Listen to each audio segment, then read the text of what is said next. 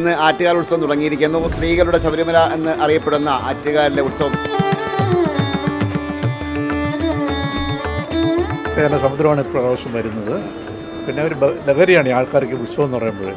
അമ്മയുടെ ഏറ്റവും പ്രിയപ്പെട്ട വഴിപാടാണ് നാരങ്ങ വിളക്ക് അല്ലേ? ഒരു ദിവസം നിങ്ങൾ എത്ര നാരങ്ങ മുറിക്കും? അതിനൊരു കണക്കില്ല, ചാക്ക് കണക്കാണ്.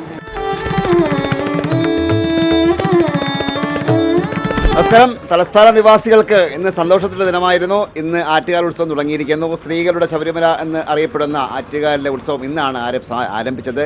ഇന്ന് കാപ്പുകെട്ടി കുടിയിരുത്തായിരുന്നു. തുടർന്ന് മുഖ്യമന്ത്രിയുടെ അധ്യക്ഷതയിൽ ഒരു അവലോകന യോഗം ചേർന്നു. മന്ത്രി ശിവൻകുട്ടി, അതുപോലെ തന്നെ മേയർ ആര്യ, അതുപോലെ തന്നെ വി.കെ. പ്രശാന്ത് തുടങ്ങിയവരൊക്കെ പങ്കെടുത്തു. ഈ സംഘാടക സമിതിയുടെ എല്ലാ ഒരുക്കങ്ങളിലും സംതൃപ്തനാണെന്ന് മുഖ്യമന്ത്രി അറിയിച്ചു. പൊങ്കാല വിലയിരുത്തുന്നതിന് വേണ്ടിയാണ് ബഹുമാനപ്പെട്ട മുഖ്യമന്ത്രി ഇവിടെ എത്തിച്ചേർന്നിട്ടുള്ളത്. പൊങ്കാല മഹോത്സവവുമായി ബന്ധപ്പെട്ട് നടക്കുന്ന പ്രവർത്തനങ്ങളെ സംബന്ധിച്ചിടത്തോളം, ഗവൺമെൻറ് ചെയ്യേണ്ട കാര്യങ്ങളെ സംബന്ധിച്ചിടത്തോളം വിലയിരുത്താനാണ് എത്തിച്ചേർന്നത്.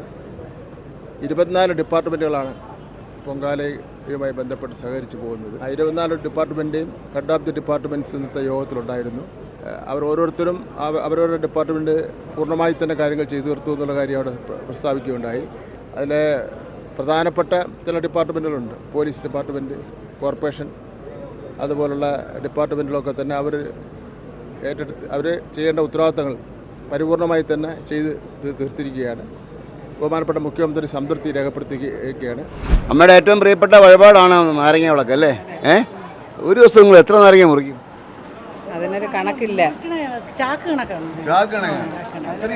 ഇപ്പം തന്നെ ഒരു 10 ചാക്കൊക്കെ കഴിഞ്ഞാണ്.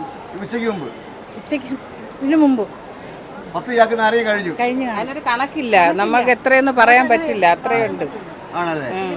കട്ട് ചെയ്തോണ്ടിരിക്കും. കട്ട് ചെയ്യുന്ന അകത്താണല്ലേ? കട്ട് ചെയ്യുന്ന അപ്പുറത്ത്, അതിന്റെ അപ്പുറത്താണ് നമ്മളിവിടെ സെറ്റ് ചെയ്യുന്നു. ഒരു പ്ലേറ്റിന് എങ്ങനെ വരുന്നത്? 5 എണ്ണം 50 രൂപ, ഒരു വിളക്ക് 10 രൂപ. ഇത് 5 വിളക്ക് 50 രൂപ. എണ്ണ ഒഴിച്ച് തിരിയിട്ട് കൊടുക്കും. ഒരാളിപ്പോൾ റെസീറ്റ് കൊണ്ടുവരുമ്പോൾ 10 എണ്ണം ആണെങ്കിൽ 10 എണ്ണം വെക്കും, ഈ 5 എണ്ണം ആണെങ്കിൽ 5 എണ്ണം വെച്ചിട്ട് എണ്ണ ഒഴിച്ച് തിരിയിട്ട് കുങ്കുമം വെച്ച് കൊടുക്കും. അവർ കൊണ്ടുപോയി കത്തിച്ച് അമ്മയെ ഒഴിഞ്ഞ് അവിടെ വെക്കും. ഇല്ല, ഇവിടെ നിന്ന് ഈ കടാവിളക്ക് കത്തിച്ചിട്ട് അവിടെ വെക്കും, അമ്മയെ പ്രാർത്ഥിച്ച് വെക്കും. അപ്പൊ അവരെന്ത് വിചാരിച്ചാണോ അത് ചെയ്യുന്നത് അത് അമ്മ നടത്തി കൊടുക്കും. അത്ര ഐശ്വര്യം 10 എണ്ണം ഉള്ളത് ഐശ്വര്യ വിളക്കുണ്ട്, കുടുംബ വിളക്കുണ്ട്, അങ്ങനെയൊക്കെ ഉണ്ട്. ഒരുപാട് 2-3 വർഷം കൊണ്ട് വരാറുണ്ട്. പൊങ്കാലയിടാൻ പറ്റിയ വരും. കൊല്ലത്തെ ആറ്റുകാൽ ഉത്സവം നേരിടുന്ന ഏറ്റവും വലിയ പ്രശ്നം ഉയർന്ന താപനില തന്നെയാണ്. ഒരുപാട് കൂടുതലാണ് ചൂട്. ഈ ചൂട് നിയന്ത്രിക്കാൻ വേണ്ടി ആവശ്യമായ ശുദ്ധജലമൊക്കെ സജ്ജീകരിച്ചിട്ടുണ്ടെന്ന് കമ്മിറ്റി പ്രസിഡന്റ് ശോഭ മറുനാടിനോട് പറഞ്ഞു. അതുപോലെ തന്നെ നടപ്പന്തലിലൊക്കെ വലിയ ഫാനൊക്കെ സജ്ജീകരിച്ചിട്ടുണ്ട്. പരമാവധി ചൂടിനെ പ്രതിരോധിക്കാനുള്ള എല്ലാ സംവിധാനങ്ങളും ഏർപ്പെടുത്തിയിട്ടുണ്ടെന്ന് കമ്മിറ്റി പ്രസിഡന്റ് കൂടി ശോഭ മറുനാടിനോട് പറഞ്ഞു. ഇന്ന് ഉത്സവം ആരംഭിച്ചു കഴിഞ്ഞു. ഇന്ന് രാവിലെ 8 മണിക്കാണ് കാപ്പുകെട്ട് കുടിയിരുത്ത് ചടങ്ങ്. ഇനി 10 ദിവസം നീണ്ടു നിൽക്കുന്ന ഉത്സവമാണ്. ഇനിയിപ്പോൾ പ്രധാനം 19-ാം തീയതി കുത്തിയോട്ടം ചടങ്ങാണ്, വ്രതാരംഭമാണ്. അത് രാവിലെ 9:30-ക്കാണ് കുട്ടികൾ വന്ന് വെള്ളി നാണയം 7 ഒറ്റ രൂപ നാണയം വയ്ക്കുന്നത്. അതാണ് ഇനി അടുത്ത ചടങ്ങായിട്ട് വരുന്നത്. പിന്നെ വരുന്നത് 25-ാം തീയതി ആറ്റുകാൽ പൊങ്കാല. അതിനുള്ള ആദ്യത്തെ ദിവസത്തെ ഒരുക്കങ്ങളായിരുന്നു. ഇനി പൊങ്കാലയ്ക്ക് വേണ്ടിയിട്ടുള്ള തയ്യാറെടുപ്പാണ് കൂടുതലും ആവശ്യമായി വരുന്നത്. സ്ത്രീജനങ്ങൾ 2 ദിവസം മുമ്പേ വരുന്നത് കാരണം അവർക്കുള്ള സുരക്ഷിതത്വത്തിന് വേണ്ടിയിട്ടുള്ള പോലീസ് സന്നാഹമുണ്ട്.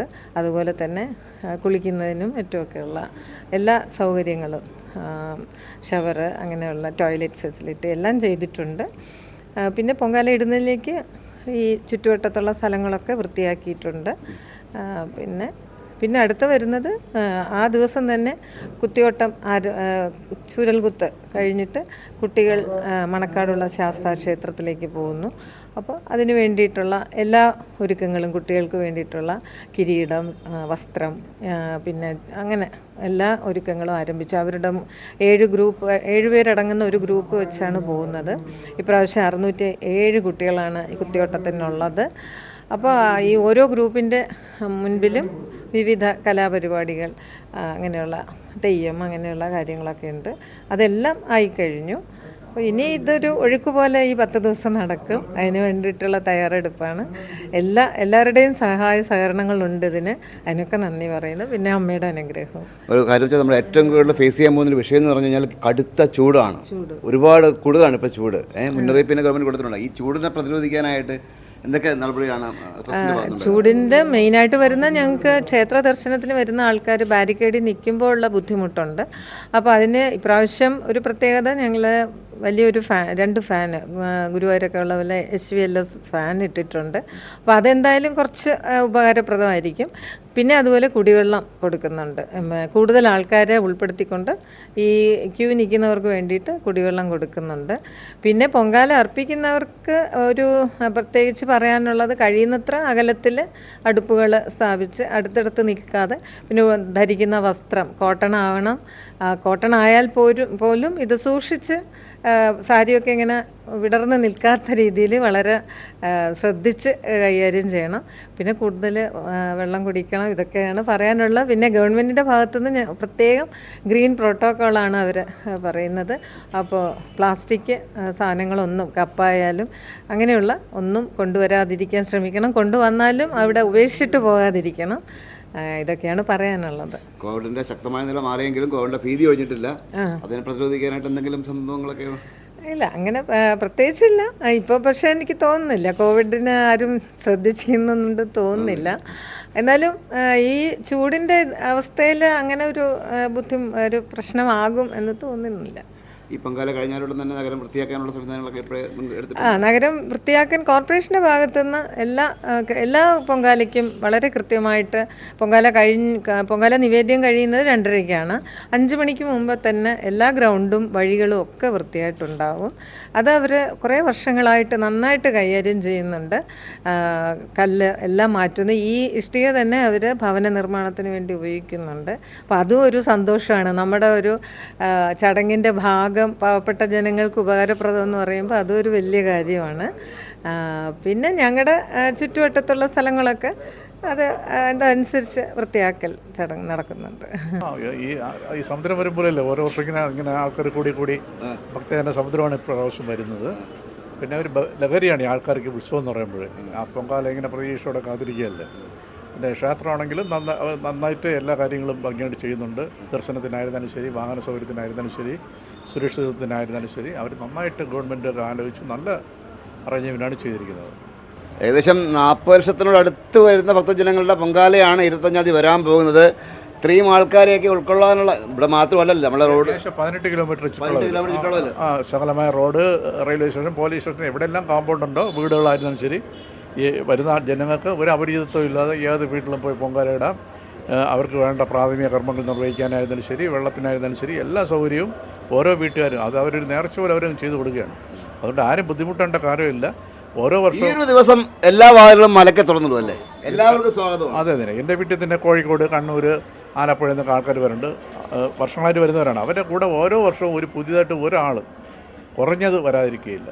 ഇപ്പോഴും എൻ്റെ വീട്ടിൽ 5 പേര് അഡീഷണലായിട്ട് വരുന്നുണ്ട്. അപ്പോൾ അത് നമ്മൾ കണക്കാക്കി. എൻ്റെ വീട്ടിൽ 5 പേര് കൂടിക്കൊണ്ടിരിക്കുകയാണ്. അമ്മ ഒരു അത്ഭുതം തന്നെയാണ്.